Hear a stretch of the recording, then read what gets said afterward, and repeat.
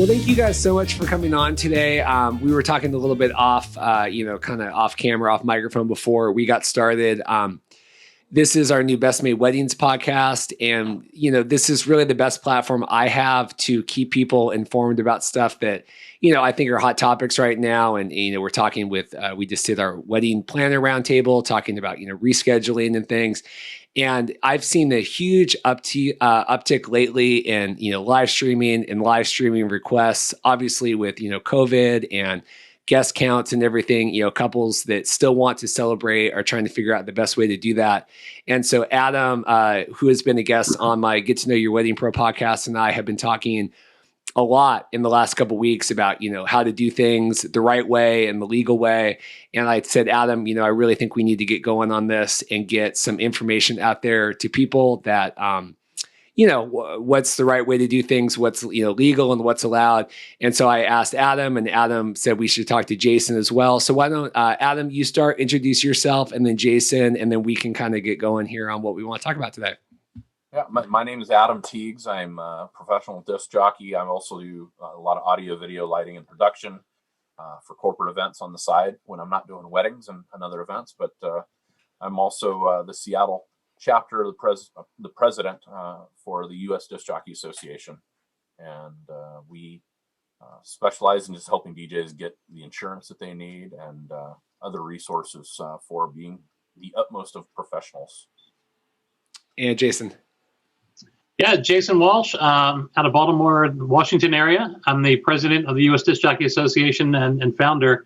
Paved my way through law school DJing. So I've been a DJ over 20 years. Kind of met up with Adam at one of the DJ conventions and have just kind of been working together for the last, at least 4 or 5 years, I guess. Yeah. We've got over... in a good year, we've got 900 to 1,000 members this year, and not being a great year because of COVID. Our member count is down. Obviously, people aren't joining because they don't have the resources. And quite honestly, we're here to make a buck, but I can 100% not blame anybody right now for not rejoining, and certainly appreciates when they can rejoin to rejoin. And not only can we provide services to DJs, we can also provide services through our partners to other vendors as well, like videographers. Absolutely. Yeah. And so the reason why I wanted to bring this up today is, obviously, I'm a videographer. There's plenty of videographers that could speak about, live streaming and, the technical whatever about all that stuff. I ultimately don't think the clients really care about that, right? I mean, they want to know that everything's going on well. And so I don't think that it was really necessary to kind of tackle that aspect of it, more so about the, the music and the copyrights and the legalities, because what I think a lot of couples are going to find is, trying to do these wedding ceremonies and receptions and, dancing and, everything else.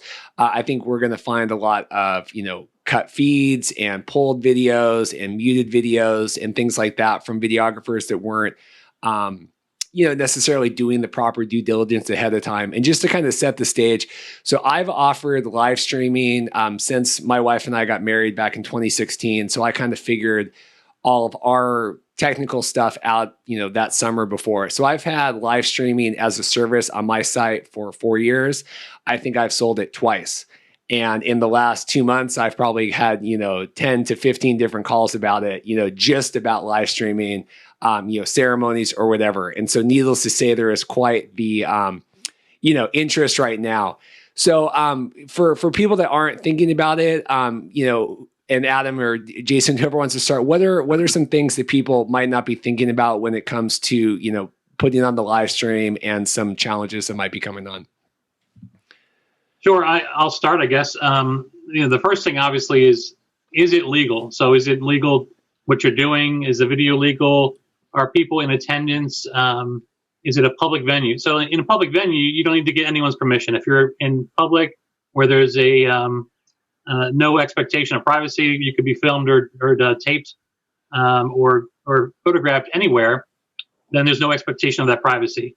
If you're taking a video and someone doesn't think there's a camera around, and you pick up some sort of, the camera picks up someone talking about someone else, and either they're off camera or just nearby the camera or microphone, and that goes viral, you're opening yourself up now for a lawsuit because the person didn't know they were being recorded, didn't expect to, show up to a 25-person event, didn't see a camera or videographer, but maybe it was just because it was smaller on somebody's laptop, and now they are a viral sensation, calling someone a bastard or something. Who knows? But that's one thing to consider, the libel slander laws. So libel, written, and slander, spoken words that are defaming somebody. And number one, I would say that is probably your worst case scenario, the liability, before you even get to the copyright laws. So copyright laws, just as important. There are copyright laws, around music. We get into streaming, your typical songs that you've got MP3s of and MP4s of. The copyrights, somebody wants to get paid, right? So the artists want to get paid, the royalty companies want to get paid, production houses or publication houses. So everyone wants a piece of the pie. And streaming on Zoom or Skype or whatever, it doesn't necessarily get you around those, Facebook and Instagram algorithms that are going to pull you down. Adam, you want to jump in?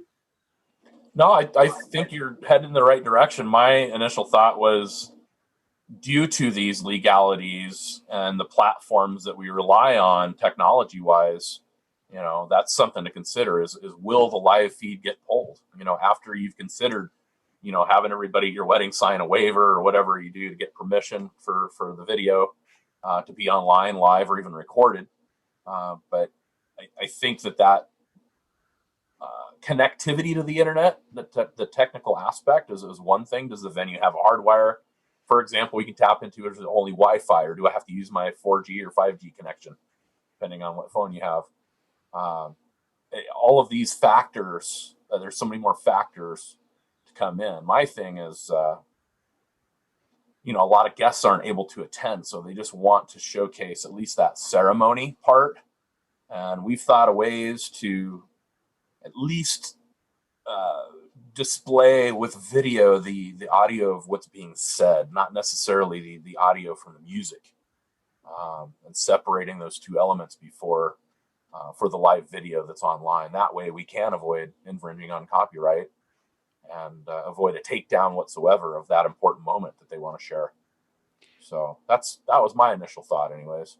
So Adam, your thought would be to just use the live stream part just for the spoken word and to cut out some of the audio stuff. But that would obviously entail having, a trained professional there to kind of help.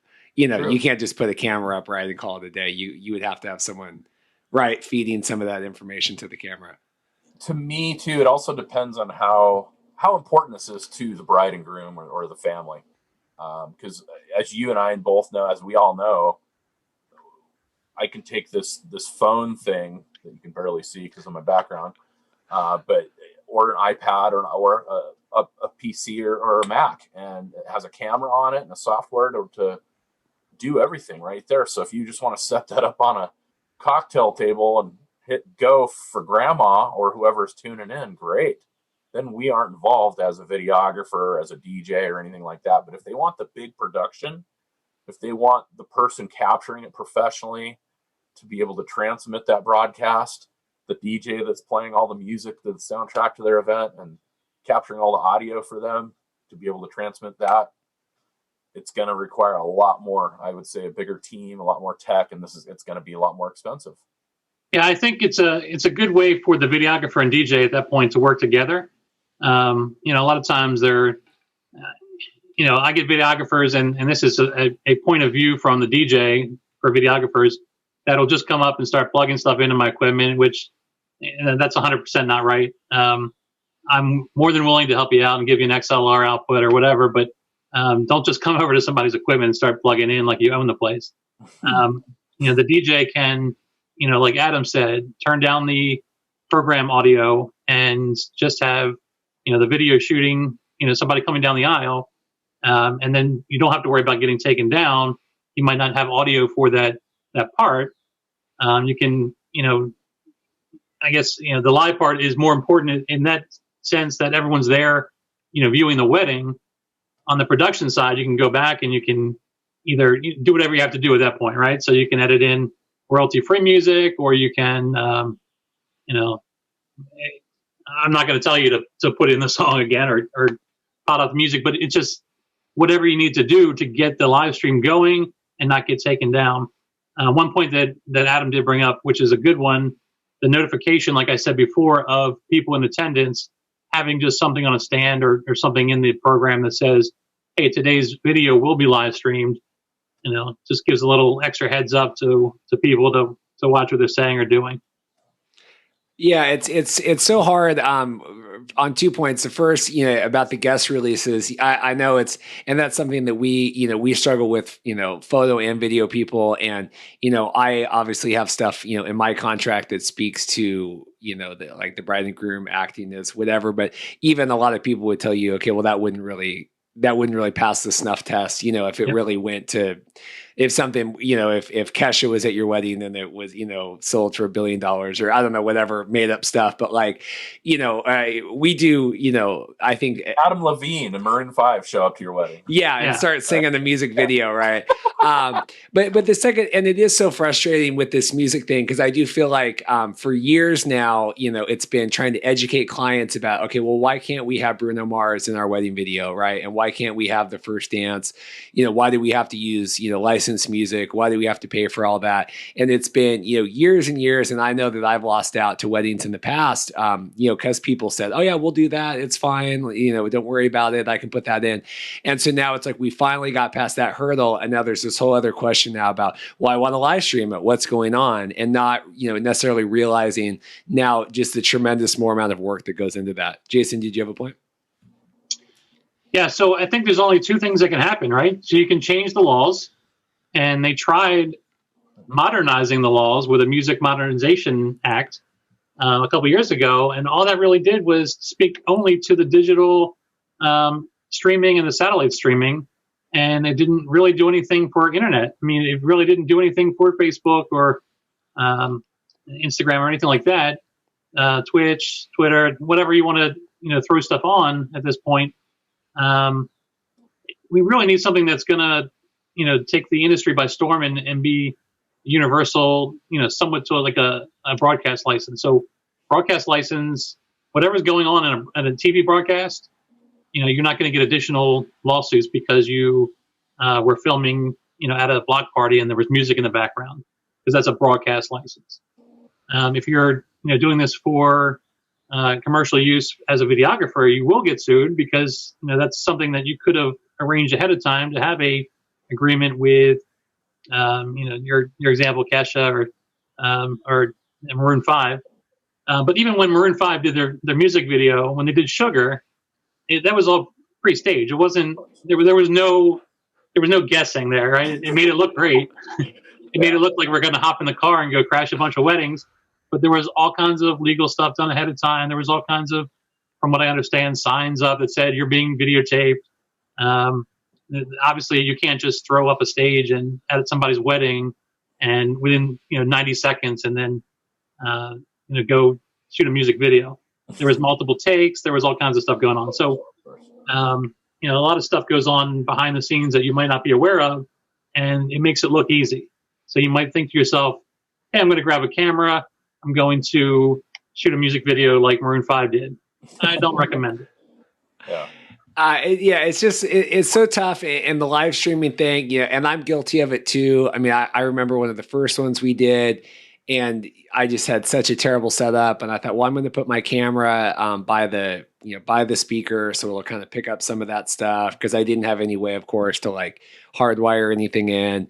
And it's going, and we're testing it, and people are sitting down, and then the second the people start walking down the aisle, Facebook, and I can speak too of just, uploading videos, and we pay for all the licenses and everything, but every once in a while, the sites don't talk to each other, and we had one that we uploaded to Facebook, and it's never been able to post. And we have everything. I have the licenses and we have everything, but you just can't. Sometimes the sites just don't talk to each other. But I remember that that live stream went on, and we were not charging a lot of money, and it went off, and you're sitting there trying to explain to the bride after, Facebook, what are you going to do? And I just don't think that that's an answer now, when I've seen, a lot of live streaming prices go anywhere from $500, $750, for the ceremony, $1,250 for ceremony and toast and all this stuff. And so, would you guys agree, right, that there's a lot more pressure, right, to make sure it goes, or you're doing the right thing, right? Adam, what do you think about that? Yeah, I can relate to that from the audio standpoint. Years ago when I was starting out, I didn't invest heavily into microphones, and when microphones go bad, you do certain things like touch the antennas and hold up the receivers. You do funky things to make it work in that situation. Now I've invested in microphone technology with paddles and just better technology. It's more expensive, but it's worth it. I don't worry about that anymore. I know it's going to work. So I guess just that added pressure of having to make it work, it can add stress on you at an event, like a wedding. So just making sure all that technology is going to work. The biggest kicker in a streaming scenario is the internet connection. Hardwired connections preferred. A really good Wi-Fi connection that's attached to that hardwired connection is second. The last thing you want to do is be streaming from your phone with 2 bars. So I think that's the one thing you got to look at is making sure you're connected if you're going to depend on it. My thing is make sure it's not your 100%. This is the most important thing at my wedding. It should always be a secondary thing, just because you're there to enjoy your day. You're not there to make sure the videographer gets that shot of you kissing at the altar and that was what you wanted, and oh no, it didn't go live. If that happens, your expectations just automatically are out the door. So I just say don't have too high expectations when it comes to streaming, and you'll be happy with the outcome. Jason, you have any thoughts? Yeah, there's certainly some things you can do to mitigate those problems. Like Adam said, hardwire connection, or like a super, high 4G or 5G connection. That certainly helps things. Dedicated. But, definitely, I think you can make some good choices ahead of time by not holding your ceremony at 10 o'clock on a Sunday morning when all the other churches are trying to have their services, because the bandwidth's already going to be a problem. Like we said before, if it's on Facebook or social media, making sure you don't have that copyright music in it. Making sure you have redundancy. So making sure if you've got someone, if you have a videographer there, not only are they live streaming it, but hopefully they've got a USB or a smart card in, so they're capturing, backup too. So it's not just a live stream. And there are plenty of good pieces of equipment. It's hard to get equipment now. That's the other problem. So if you don't already own the equipment, good luck, because it is difficult to get. I do live streaming for my church. Before all this happened, we actually purchased a system called Sling Studio. So we use Sling, and it's really, really great. It's literally a box that looks like a microphone transmitter that connects to your, any HDMI connection. So you can have up to, I think, 5 connections or 10 connections, and you can have multiple angles, and you've got just one. Apple iPad.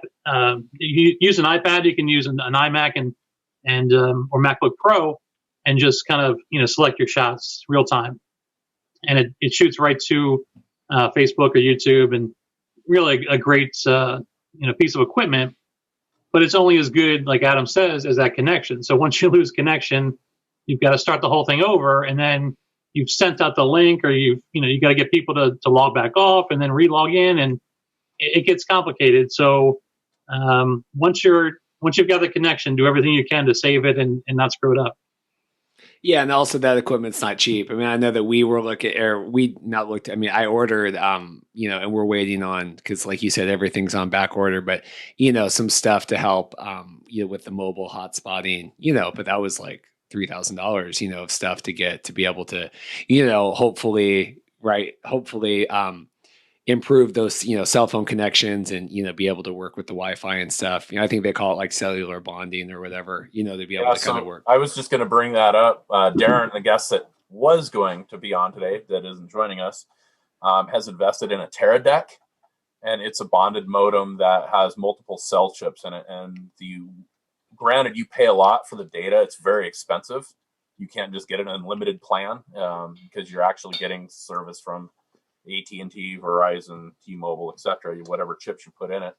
And it not only is it an expensive piece of gear that I wouldn't be able to invest in as a DJ, but that is one thing that would give you a good wireless connection more than just a hotspot or a cell phone. That turns it's really meant. I mean, that's something that's meant for broadcast use, so it's got to be 100% on for that broadcaster that's in the field. So if your client is really looking to do something like that, then you connect with someone like Darren, who has the capability, and rent him for the day or rent the unit for the day.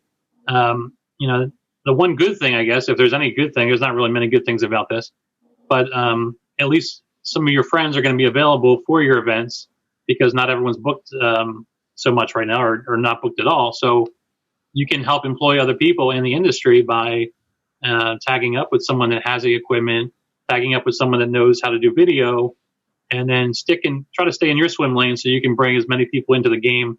Let's not try to upsell everything and do it ourselves. Let's try to get the professionals that know what they're doing to do those things instead of, if I got a wedding today and they wanted a huge light show and a photo booth and video recording or live streaming, I could do those things, or I can try to employ 4 or 5 other people. Yeah, it's just tough. I just don't think, I think the difference of, putting the cell phone up and, recording whatever, and then, putting together this, production, I just don't think that it's connected with a lot of the, the couples that I've talked to about doing that kind of stuff, and just, even having to educate on that. I mean, I know that, there's a lot of different, vendor types of all kinds are quick to act, on lots of, oh yeah, I can do that. Oh yeah, I can do that. And I just fear that a lot of the people that are saying yes to this are not necessarily equipped for that. And Adam is now on a Top Gun aircraft carrier. Gotta love these backgrounds, right? Thanks, Zoom. Yeah, but I mean, technology. You know what I'm saying though? Just the difference between it's just such a leap, right? To make that next step. Totally. Yeah, definitely. I'm just trying to change my background. There you go. You're in Seattle, so I can do Mario or. I love the Mario. That's great. Samson. Reed, what do you got? You can't do it. You're completely you've got a normal background. I have the normal. I have my my Intercontinental foam tattle belt. Yeah. So I guess the big thing and the reason why I wanted the rough streets of Baltimore. This is Baltimore City. Oh my God. Where's Waldo? This is great for the audio portion of the podcast. Right? Totally. That's okay. Oh, you guys. All right. Sorry. That's okay. Reed, sorry to distract you. We love you. That's okay. Is that Westworld? It's John Wick. Oh, I never saw that. Yeah. Okay.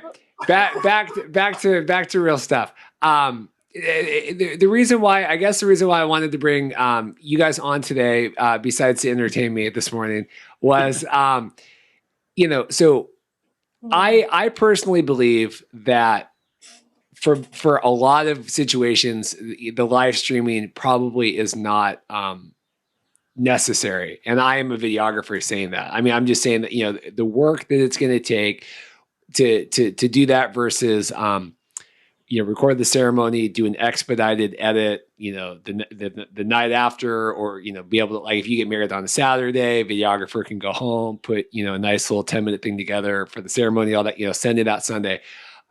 I think that is going to be more worthwhile for a lot of couples, and to have them be able to focus on, actually capturing everything and the rest of the day. But if live streaming is important, not having your feed muted, the music copyright, that sort of thing, besides obviously the other technical stuff, what are some options, and what are some of the best options or scenarios that you've seen? I've been trying to do a lot of like unlisted YouTube links, or working, with things. What are some things that you guys have seen that have worked, and what are some things that have not worked? And Jason, maybe you could start. Yeah, so I think the things that are working are Zoom, I haven't messed around much with groups, but Facebook started their own Hangout version of Zoom. So I think we need to as an industry figure out what's going to be the preferred method, and maybe use one method, or it would be great to have a platform that was geared towards the industry, whether it was Zoom or you've got some other you've got equipment now that are branching off and getting contracts with some of these streaming services. For example, Tidal is working with Denon. So in the DJ world, you've got a system called Prime 4, the new Prime Go controllers, and they actually you get a subscription to use the Tidal download service. You download the music. There's no reason we couldn't do similar for video. So getting a little bit off topic, but I think the ways to get around, if you want to try to get around the game, is have some consistent link. I don't think Facebook's a great example, because Facebook is you're pushing the information out. With Zoom, I've attended several virtual graduations and a couple weddings so far. Zoom seems to be pretty stable in terms of, here's the link, go to the link. If something happens, technically, you're still able to jump back in and fix it and go back to the same link for the most part. If you're going to do this at all, I think you need to have one dedicated person be the video manager for that day. But to your point, you're going to get better production results if you tape it and edit it and then post it. But if you're not able to have 200 guests of your 250 guest wedding, you're going to save 50 grand maybe, and can use some of that money to make sure they're there real time. And for a lot of brides, I would say that's just as important as having them there, live. Obviously, they want them there in person. If they can't have them there in person, the next best thing is have them there live, real time streaming. So, I wouldn't lead a sales call by saying, well, we can tape it, because everyone can tape it. You can obviously do a better job, on the production side of it. But I think the aspect is, how can we get this live stream, and what's the best method to do so? I think, quite frankly, I think Zoom right now is the way that people have gotten used to it. It's only been out for a couple of years, but people have gotten used to it over the pandemic. And how is Zoom handling, obviously, are they with the copyright stuff? How is that working? It's so far they're not getting shut down as much. I don't think the algorithms are quite there. They're still trying to figure out the security aspect. So when Zoom 5 came out, they solved a lot of the security issues with people jumping in the calls or people hijacking your calls. I think the next thing they're going to go to is the algorithm for music and copyrights. But I think they're just trying to get past their rookie mistakes with the security right now. But is that something that you would say people should be worried about in the future, of that possibly being, like Facebook has gotten? Adam, you're kind of nodding your head.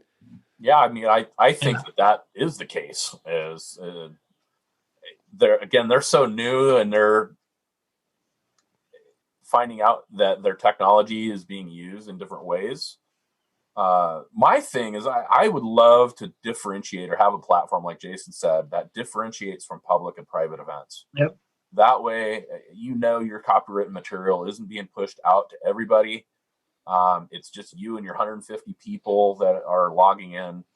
That's it. And it's not going to be recorded. It won't be available for VOD, video on demand, to watch later in that case.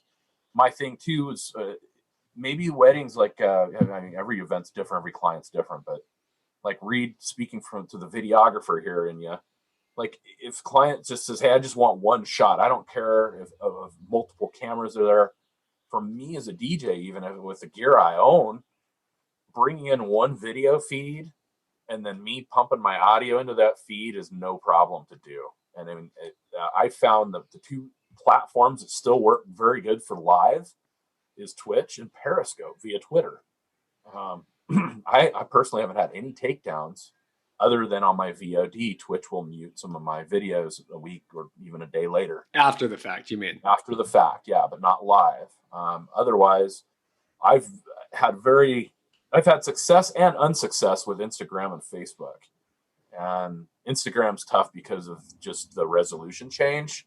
And there are a few other third-party apps that'll change from a regular resolution to an Instagram resolution. I found success with one of those two. I'm not going to name every platform I stream to, but there are other platforms in other countries that are mainly intended, like Twitch is, for video gamers. And they're open platforms, but who wants to go to some DLive or whatever website they've never heard of to watch their friend's wedding or whatever, So yeah, I think that's part of it. Like, what's the easiest thing for grandma or your aunt or uncle who might be in the 50s or 60s who aren't so tech savvy? Zoom or Facebook, I guess, in that situation, are probably the easier of the options out there. YouTube also, I mean, if you've got a dedicated link to YouTube, and Facebook and YouTube are only as good as the links, in my opinion, if they don't break. Because if you break them, then you got to start over again. Zoom, if you're using professional equipment and you're using Sling Studio or something like that, more times than not, you're going to have issues on the technical side, and the stream is going to stay open. And going back to just the age of Zoom and some of these other services, as the service gets more valuable, Zoom, from a stock market perspective, is off the charts now. And as the companies get more valuable, the lawyers keep coming out. So there's going to be more lawsuits, and as Zoom gets sued more, they're going to start stepping up their game on copyright. So it's not to say that they don't care. It's not to say that we should treat this like the early days of Napster and it's a free for all. I believe, as Darren does, and I'm sure as you guys do, that we would love to pay artists. Just give us a way to do so. Give us a way to be proactive in making sure people get paid. Yeah, can you guys speak about that too? And that was also the reason why I thought it was so important to have Deejays on today. How you guys do handle that, right, with the music, and why this whole thing? I guess we probably should preface that half an hour ago, but a lot of these streams are being taken down because the illegal use of music. The artists, whoever, stuff gets flagged, videos on YouTube and stuff all the time because the artists aren't getting paid properly for, the music that's being used. And so now, now that it's going streaming, it's a whole nother can of worms. So how do you guys handle that normally? And how is that something normally that DJs work through? Because obviously that's not even in my purview of what I deal with on a day-to-day basis. Jason, you want to handle that one? Sure. So,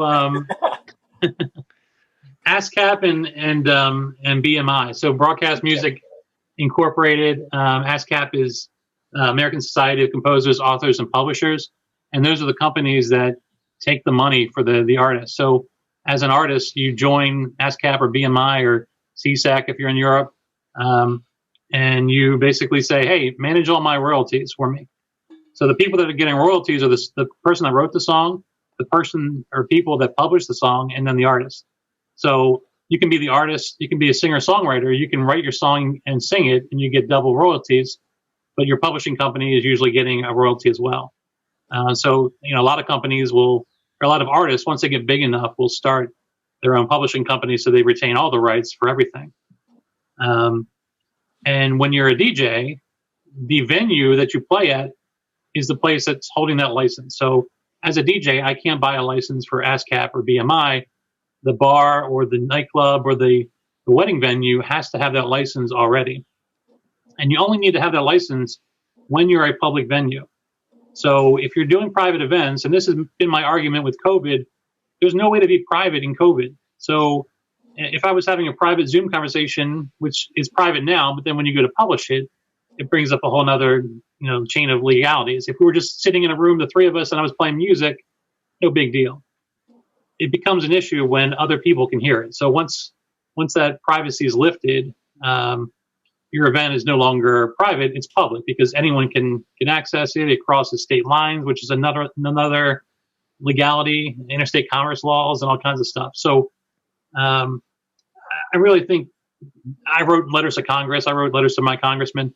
There should have been a clause in there. There should have been some formal exception to the Copyright Act that said because of the lack of privacy, because of the lack of private events, anything that's not being publicly broadcasted or broadcasted for commercial use, for monetary gain.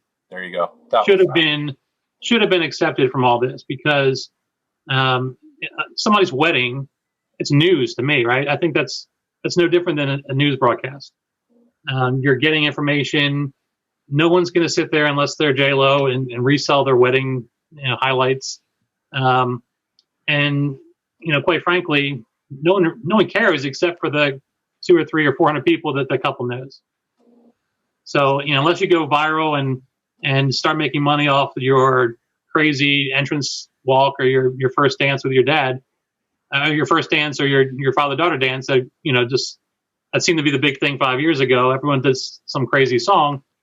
You're not making money off of it. It's not commercial use. It's solely private, non-commercial use. So the other option is you could go the Canadian route. In Canada, DJs actually have to buy a license. So you could buy the license for the music, and then DJs could be kind of walking licensed entertainers. And that's another way we would love to give, again, professionals would love to give you the money so we can actually do this without Adam says, "Here's, take my money." I would pay for that license. Yeah, I mean, there's never been an issue for professionals because actually it would weed out the non-professionals. Yeah. We want to give you the money. There's no easy way to do it. I've got my personal opinions on why that is, because there's a couple companies that are taking money, and you would put those companies out of business. You would also put out some companies that are, doing downloads now. Your radio and DJ pools would kind of go out of business because in Canada you can pretty much get your source. You can get your music from any source, and as long as you've got the license, you can play it. I was going to ask you that, Jason. Can you speak to that? So a lot of us DJs, we get our music from record pools, promo only, RPM, DMS, BPM Supreme, etc. Those companies are distributors, correct? Essentially, they're middlemen. They're middlemen, and technically, it's not for resale audio. So back in the day, when you actually had to get a CD, on the CD it would be printed, not for resale, property of promo only. So there's only a few companies that are doing this legally. Promo only, RPM, which does top hits. RPM is radio. What is it? Radio programming. Management. I think radio program management is RPM, and a couple other ones. They're the only ones doing it legally. There's a lot of illegal DJ download sites, and don't get tied into that. If you're doing video or you're doing some other means for getting audio to your clients, you make sure you're doing it legally. It's not going to help you for video, but they do have video downloads. If you're doing music video mixes for the DJs watching, they're going to be familiar with these sites anyway. Yeah, and that's another problem with the licensing, Reed, is when you mix audio with video, there's this thing called a sync license that you're supposed to get, because you can get licensing specifically for your audio, and it's when you try to make a video and put that audio to it that you're recreating something new, utilizing a piece of art somebody else made. So that's, again, I like where Jason's going. It's either rewrite the rules or make some sort of an addendum for DJ sets specifically, because if we can build a platform that tracks what music's being played back to their copyright ID, and then we're able to compensate those artists based on not only how many plays, but the audience of those plays. Yeah, to me, that's really the problem. So it's the audience and the plays, and Sound Exchange is the company that would do it for audio, right? But there's no way to do audio and video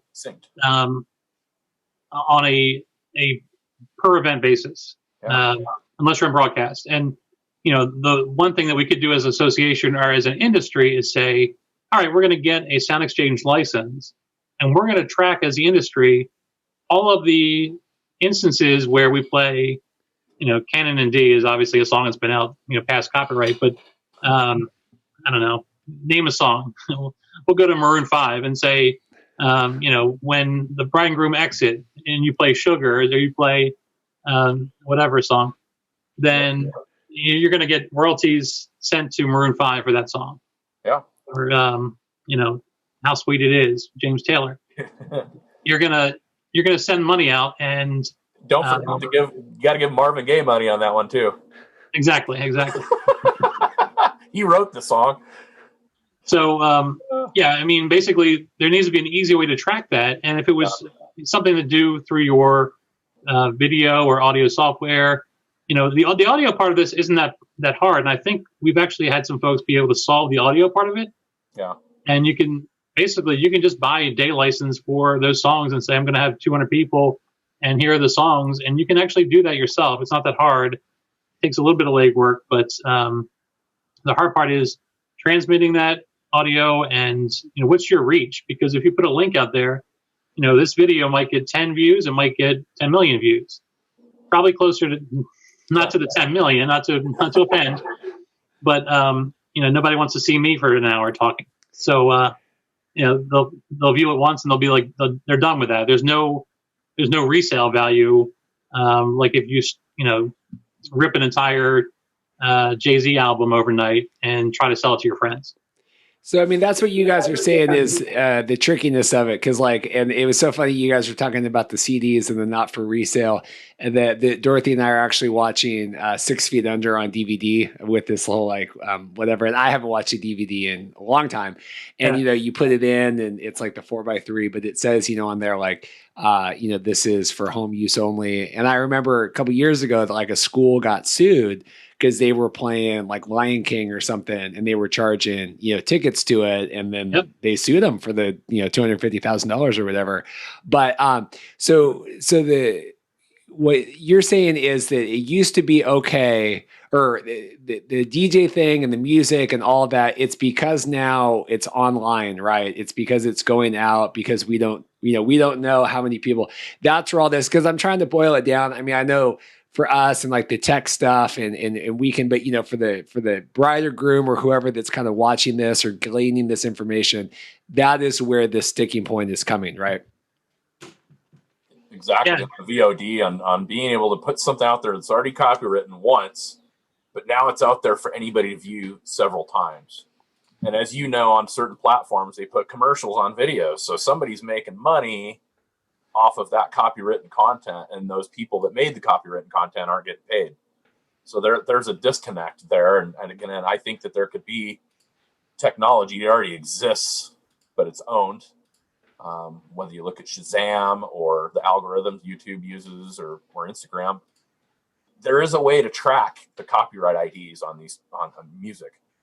And so I just think that on the back end, the platform would have to compensate the artists according to, again, number of plays and audience size, plain and simple. So, go ahead. Sorry. I was going to say there's plenty of ways to do that with apps now and software. And I was just looking up the company like Swank. So Swank is a company where you can get a motion picture royalties. You pay them, and then you can actually download.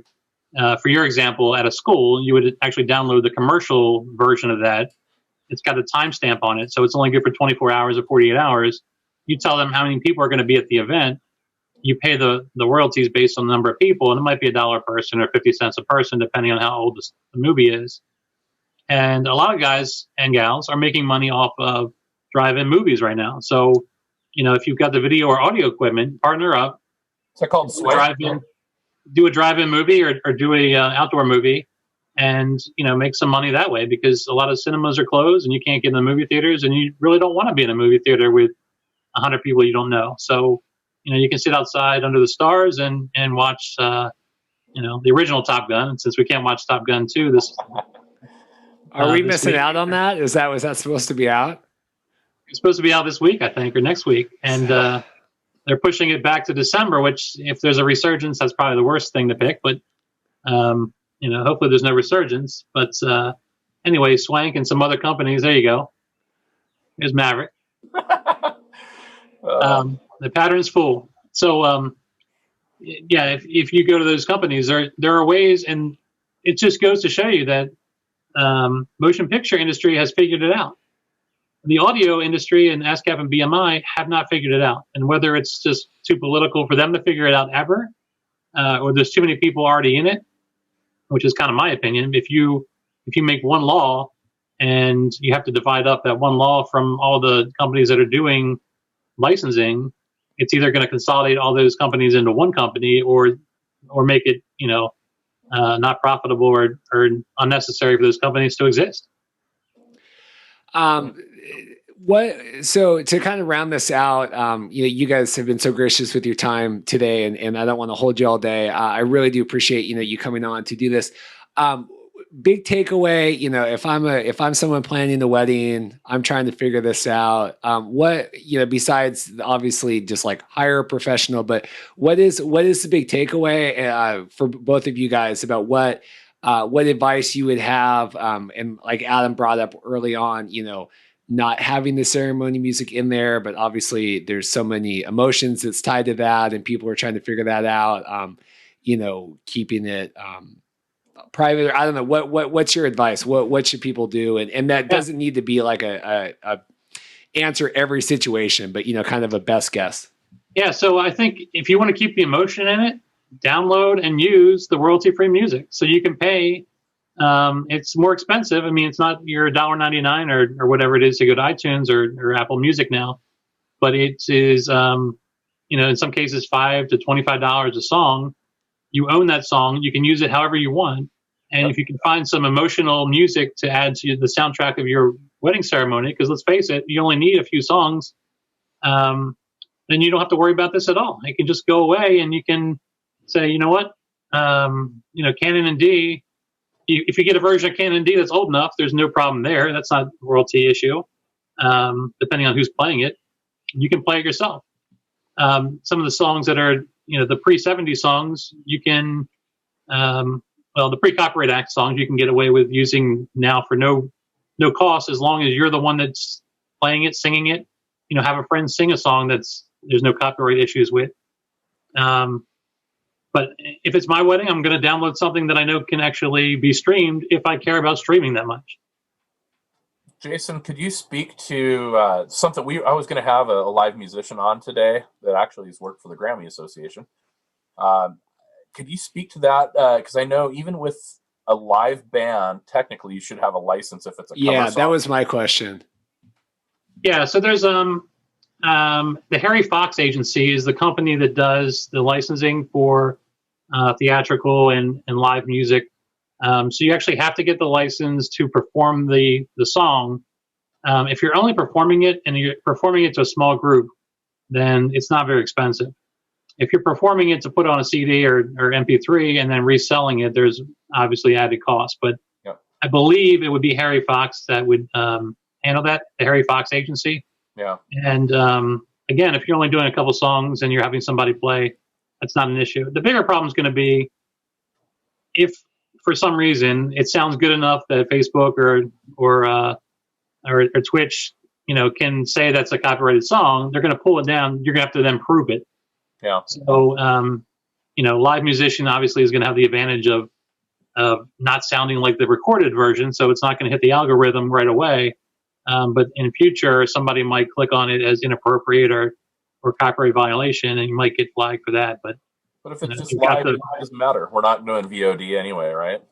Exactly. But you could do VOD if you've got that. Those elements in place. If you got the advanced permission. Yeah. Adam, any other takeaways from best to best legally and responsibly, live stream a wedding ceremony? Yeah, well, I think that just asking your clients what you want to do, or asking brides and grooms what they want. Because I think that there's two ways really that you can go, two paths. One is, do you want and do you need this to be interactive? Because if you need two-way communication, you want to say hi to grandma and talk, and hand the iPad around, whatever it is, that's Zoom. You know what I mean? Or do you just want to broadcast out? Can we just take everything and make it available for people to see and hear, possibly? Because it's finding out those goals that'll take you down those paths. And then whether or not it's private, I would say even recording, we won't put it online for you. I imagine, Reed, you're going to tell your client, I'll record and edit and do everything for you after the fact. But as far as your live portion, maybe it's just one camera. And so even though you're using 3 cameras or whatever, maybe one of those is the live camera. So I think just getting down to what the clients want, and then us explaining them the legalities of each step or each way to do it is a good path to take, or a good way to go down. Because right now I'm okay. All my clients, they have what they want. They know what they need. And I kind of got everything lined up. But like you said, you're getting inquiries this past month that people want to do some of these things that we're capable of doing. And I'm excited about that, because I love being challenged and doing new things at events.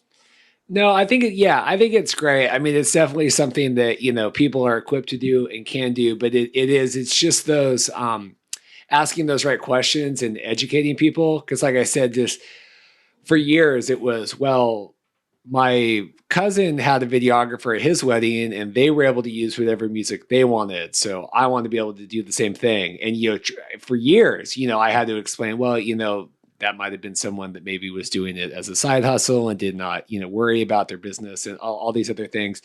And so it's just the same conversations now. So I would just, like you said, ask the right questions, and I think be open to that. Like anything else in a wedding, people don't know what you don't know, right? And so I think trusting, your videographer or DJ or photographer about anything that you have, but, asking these questions and not just assuming, well, this is the way. Because just some of the language I was seeing just in the last couple of weeks with posts, we need a live stream, must have open copyright to be able to be on Facebook.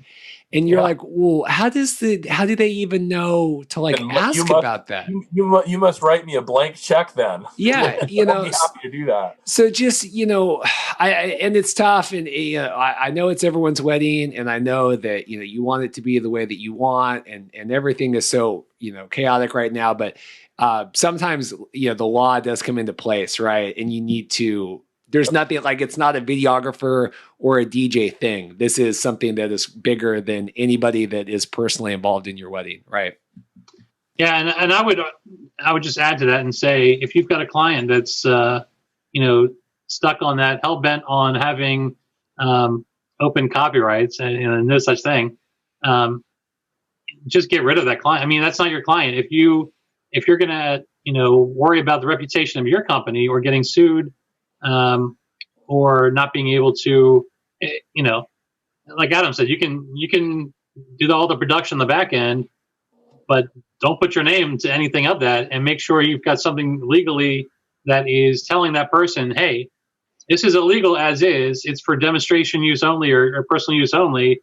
And to be able to use this legally, you've got to go through these steps. So, you can kind of do the production and say, just like a movie production, there's different people doing the editing, that are doing the music, that are doing the hiring. So, the casting. You can say, hey, I've done my part, but it's on your responsibility now. Sign here to take responsibility to get the licensing or whatever to publish this. Reed, have you ever done that? Just gotten licensing for one song a client was hell bent on having in their video and made the video for them? So we license all the songs.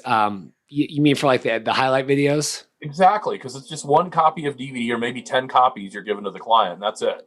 Yeah, no, and we do, and that I have subscriptions. I probably pay $1,500 a year for the various sites that we have to get the songs and whatever, and we do that. But like I said, the difference is, it's for that individual thing. I don't know what the licenses are for the live broadcast, but even still, I think it's the people. The compromise is always, okay, because we provide a private ceremony link that has the music as it was, that because my argument is always, okay, that's the live music that was playing. We're just capturing the action. It's on a private link. They have, no one else is going to see it. The client has it on a thumb drive and that's it. But, the compromise is always, well, you can't, like in your highlight video, you are going to have your first dance, not to your first dance song, right? Unless it's something. Now, I'm the nerd that when we were getting married, we didn't, but I was talking to my wife. Well, hey, our first dance song should be something that I, licensed, so then we could actually dance to it, and then it would actually, I was the nerd that tried to do that. But but the my thing is always, that stuff will be in your private that you have, right? The raw footage that you have, and then we will do it. But I think now it's like with this live streaming, I think the couples are like, well, I can't have the music that I want anywhere, right? And that's where I think that I'm getting scared now talking to clients about, right? You know what I'm saying? Yep. Oh, that's funny. So yeah, it's tough because it's, for years it was, well, you're going to have one and not the other. And now it's like, well, you might not have any, especially like Jason said with, trying to find royalty-free music to walk down the aisle to. That's not the same as, Christina Perry or whatever. So, well, thank you guys so much again, for coming on, and Jason for hopping on as well. I really appreciate, your expertise. And I think that just the wealth of knowledge, obviously, that you have, is just incredible. So I really do appreciate you guys coming on, and Adam for kind of setting this up. If you have any questions about this, please, email me, reed@bestmadevideos.com. More than happy to answer questions or put you in contact with some information about this, because it is, I know we got a little technical today, but I think that there's a lot of great information. And I think more than anything, just showing how much stuff there is out there that you need to consider when you're kind of incorporating the live streaming into your wedding. I'm going to put your guys' contact info, websites, everything. Any other final thoughts before we go that you wanted to know? No, if I can give a plug, yes. USDJA, US Jockey Association, USDJA.org for all the DJs out there. The PEEP Network, the Performing Entertainers and Event Professional Network, peepnetwork.org, or peepnetwork.com as well. And that will take you to an association. It's our partner association, which is good for videographers, photographers, and other industry professionals, where you can also join and network with us, get your liability insurance or equipment coverage, things like that. We're one of the only associations in the country to have the master policy. So the cost is a lot less to go through us than other venues and other insurance companies. Awesome. Adam, you want to promote your Facebook live streams with copyright? Man, I've got so much going on with DJ stuff, competition with Sam's Tavern. Look out for that next week on, I believe, Instagram. I'll be sharing it on my Facebook. But really, I've got a couple handfuls of weddings July through October. Otherwise, my calendar is pretty wide open. I've only got a handful of weddings that have rescheduled for next year and have come through for next year already. But definitely, if you want to have a party, even a virtual party at your house, where you just want a live DJ playing remotely and can take live requests, that's something I am offering. As prices starting at only $100 an hour. So virtual parties are where it's at. So how's the copyright on that?